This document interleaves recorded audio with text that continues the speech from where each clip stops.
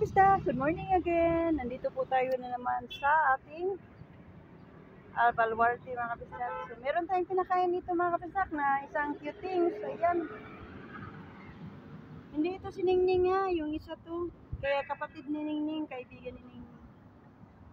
So ayan, nandito tayo sa may park mga kabisdak. Ayan.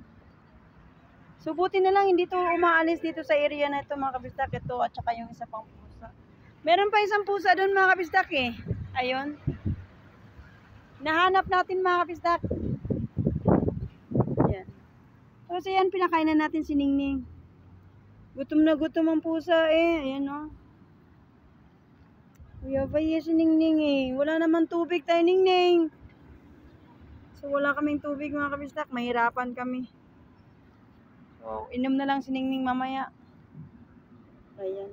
Dry food lang meron tayo ngayon. Araw na ito mga kabisdak kasi no budget pa. Siguro pagka nagkasahod mga kabisdak, bibili tayo ng wet food nila Ningning. Kasi kawawa naman mga kabisdak. Ayan. So ito, kung meron gusto mag-feed kila Ningning ha, nandito lang sila sa area na ito. Ayan. Dito nyo lang puntahan sa park na ito ng Duartani. Ayan yung Duartani mga kabisdak. So ayan. Ingat po kayo at God bless po sa inyong lahat. Bye! See you next videos po.